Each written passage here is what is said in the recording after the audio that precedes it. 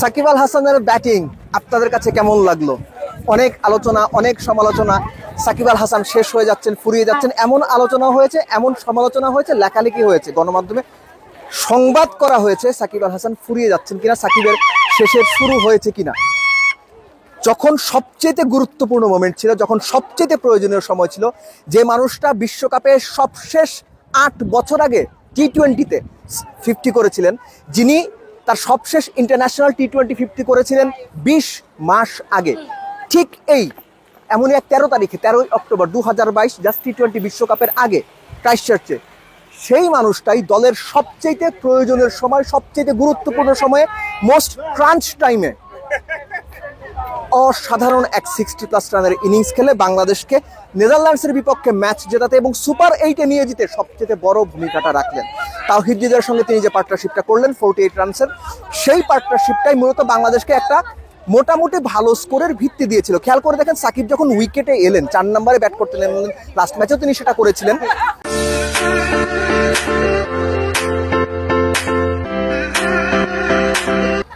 শান্ত।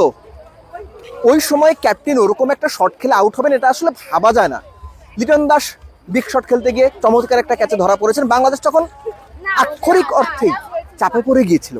সেই চাপটা কাটানো প্রচন্ড রকম জরুরি ছিল এবং সেই চাপ কাটানোর জন্য বেস্ট পসিবল ওয়েটা কি হতে পারত? অপোনেন্টকে পাল্টা অ্যাটাক করা, কাউন্টার অ্যাটাক করা, যত দ্রুত সম্ভব রান তোলার চেষ্টা করা। সাকিব এক্স্যাক্টলি সেই কাজটাই করেছেন।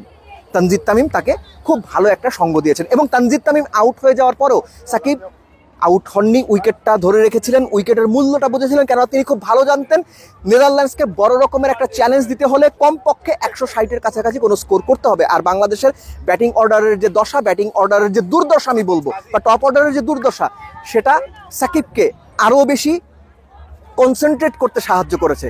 এবং এখানে আরেকটা ব্যাপার বড় রোল প্লে করে থাকতে পারে, সেটা হচ্ছে তাওহিদ হৃদয়ের আউট। কেননা তাওহিদ হৃদয় এই মুহূর্তে বাংলাদেশের টি-20 স্কোয়াডের বেস্ট ব্যাটসম্যান, ইনফর্ম ব্যাটসম্যান, এবং তিনি যেভাবে ইনিংসগুলো খেলেছেন তার উপর ভরসাটা বেশি থাকাটাই স্বাভাবিক। কিন্তু সেই তাওহিদ হৃদয় যখন কুইকলি আউট হয়ে গেলেন, তখন সাকিব নিশ্চিত ছিলেন যে তার ওপরেই ওই দায়িত্বটা, যে এই ম্যাচে বাংলাদেশ নেদারল্যান্ডসকে লড়াইয়ের জন্য এমন একটা টোটাল দিতে পারবে যদি তিনি উইকেটে থাকেন। সাকিব সেটা করেছেন, যে কারণে পাওয়ার প্লে শেষ হওয়ার পরবর্তী 10 ওভারে 60 বলে মোটে 58 রান হয়েছে। সেই সময় সাকিব এক্সট্রা কোনো রিস্ক নিতে যাননি, বরং 1-2 এরকম করে খেলেছেন, পার্টনারশিপ বিল্ড করার চেষ্টা করেছেন। তার সঙ্গে রিয়াদের যে পার্টনারশিপটা হলো সেটাও 40+ রানের। শেষ 4 ওভারে গিয়ে যখন বাংলাদেশ 47 তুলল, তখন অ্যাকচুয়ালি বাংলাদেশের রান এই মাঠের পার স্কোর অ্যারাউন্ড 160 সেটা হয়ে গেছে। এবং credit goes to Shakib Al Hasan. Champion ক্রিকেটাররা কিভাবে ফিরে আসেন, চ্যাম্পিয়ন ক্রিকেটারদের যে সহজে রাইট অফ করা যায় না, কিংবা দলের প্রয়োজনীয় সময়ে, গুরুত্বপূর্ণ সময়ে, কেন প্লিজ ওয়াকিং, গুরুত্বপূর্ণ সময়ে তাদের যে পারফরমেন্সটা করতে হয়, তাদের অভিজ্ঞতার মূল্যটা দিতে হয়, টপ প্লেয়ার হিসেবে নিজেকে বা নিজের ওর্থ সবাইকে জানাতে হয়, সেটা সাকিব আল হাসান আরেকবার করে দেখিয়েছেন।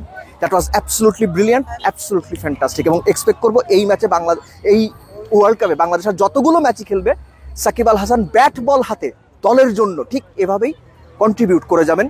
আর আপনারা যারা এখনো পর্যন্ত আমাকে দেখছেন, তারা যদি আমার এই পোলোটা পছন্দ করে থাকেন, জানিয়ে দিচ্ছি এটা হচ্ছে দেশের এখন অন্যতম সেরা লাইফস্টাইল ব্র্যান্ড রাইজের। তাদের যে কোনো রেগুলার প্রাইস প্রোডাক্ট যদি আপনি কিনতে চান, rice-brand.com, সেখানে গিয়ে অর্ডার করতে পারেন। অলরাউন্ডার এই প্রোমোটা ইউজ করলে আপনি 20% ডিসকাউন্ট পাবেন। সেন্ট ভিনসেন্ট থেকে দেব চৌধুরী, অলরাউন্ডার, ওয়েস্ট ইন্ডিজ।